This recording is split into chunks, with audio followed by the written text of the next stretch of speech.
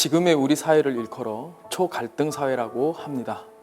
세계에서 유일한 분단 국가인 우리나라는 남북의 대치는 물론이고 정치, 경제, 사회, 지역, 세대 구별할 것 없이 극단의 대치가 이어지고 있습니다.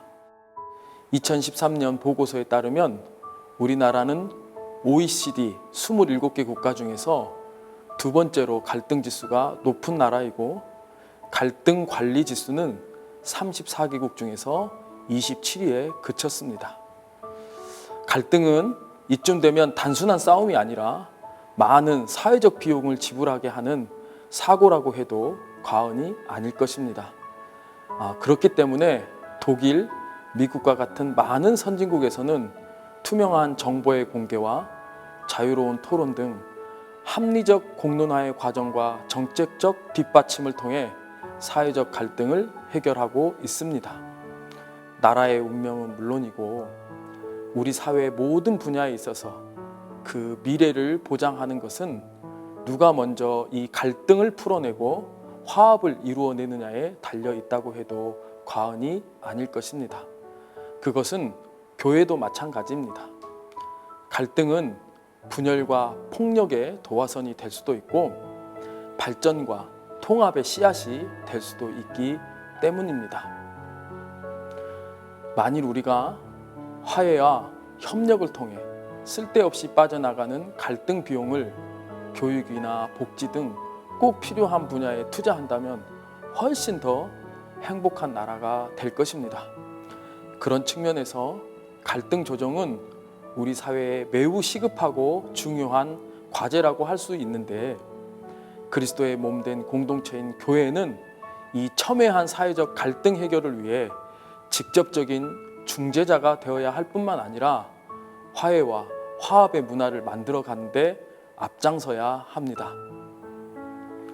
무엇보다도 자신과 다른 의견과 태도에 대해서 무조건 비판하고 반대하는 부정적 태도를 버려야 합니다. 반대를 위한 반대는 정말 지향해야 할 태도 가운데 하나입니다. 어느 교회에서 어려운 때를 기도로 잘 극복하자 해서 금요 기도회 때 밤을 새워 기도하기로 했습니다. 그런데 바쁜 하루 일과를 마치고 온 덕분에 피곤하기도 하고 처음이라 잘 적응도 되지 않은 성도들 중에 조는 분들이 생겼습니다. 그 모습을 불편하게 바라보던 한 집사님의 눈에 졸고 있는 장로님, 권사님들의 모습이 보였습니다. 그는 속으로 세상에 장로가 기도 시간에 졸고 있네. 권사님은 또 웬일이래. 이러니 우리 교회가 잘 될 리가 있겠어? 불평이 쏟아져 나왔습니다. 그는 자신만이라도 깨어 기도해야겠다는 비장한 마음이 생겼습니다. 그래서 하나님, 밤새워 기도하자고 했더니 세상에 장로, 권사라는 사람들이 졸고 있네요.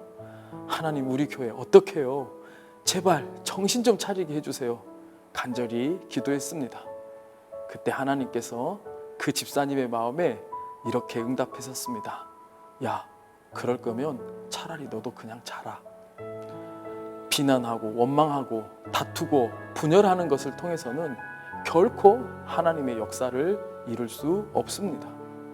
비록 열악한 환경, 극복하기 버거운 상황에 노출되어 있다 하더라도 서로를 이해하고 용납하며 화합할 때 문제를 극복하고 더 큰 성장을 이룰 수 있습니다. 우리는 서로의 차이를 인정하고 서로를 존중하는 문화를 만들어야 합니다.